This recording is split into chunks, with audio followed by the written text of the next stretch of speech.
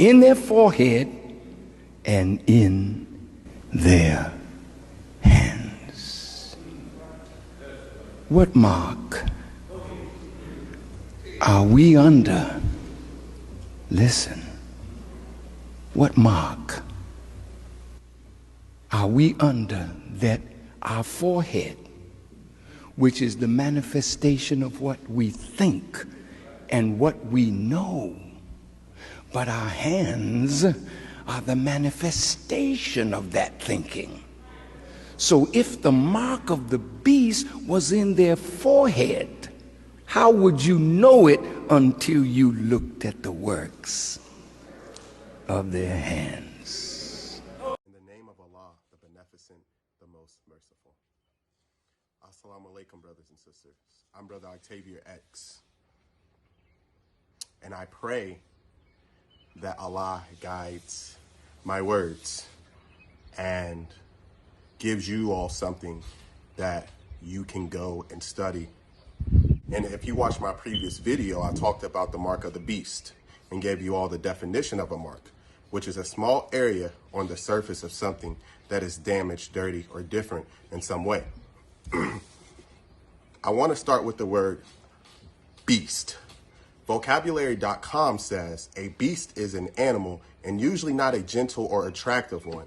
You can also call a person a beast when they are behaving in a crude, savage, or horrible way. The Bible says in Revelations chapter 14, verses 9 and 10, and the third angel followed them, saying with a loud voice, if any man worship the beast in his image and receive his mark in his forehead or in his hand, he himself shall also drink of the wrath of God, which is poured out full strength into the cup of his indignation. He shall be tormented with fire and brimstone in the presence of the holy angels, in the presence of the Lamb. If you look at our black youth today, they have been made into something other than themselves. They've been made into their oppressor, the white man or beast.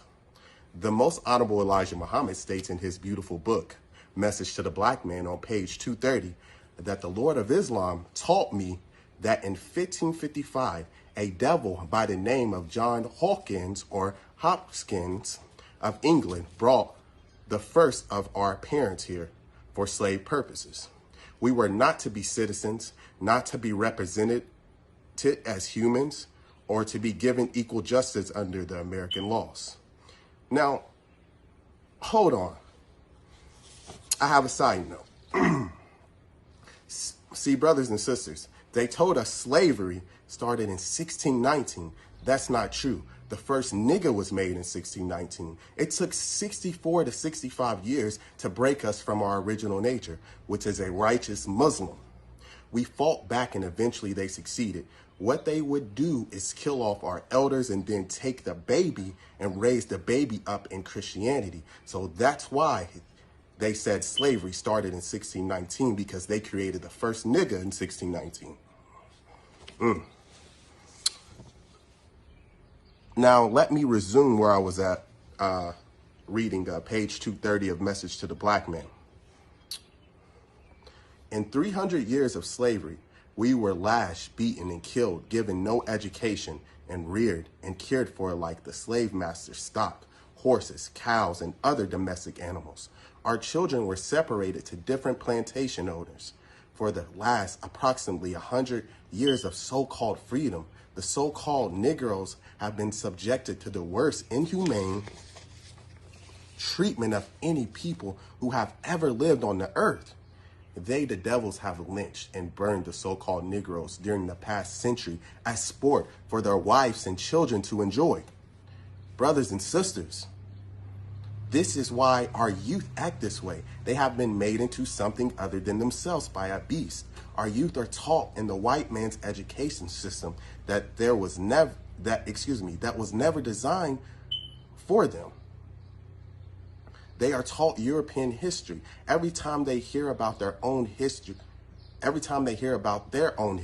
it's only speaking of slavery. This psychologically breaks down the black child.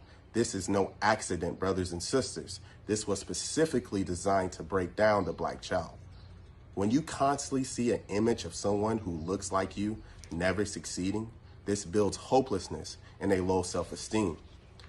When you have been stripped from your nature and made into something else, this causes chaos. And then chaos turns into death. Brothers and sisters, we need to be re-educated and taught a true knowledge of self. Take your children out of this white man's education system.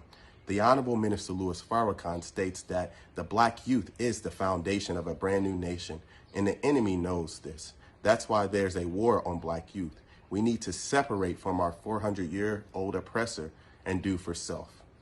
Thank you for listening as I greet you as I came in peace. Assalamu alaikum.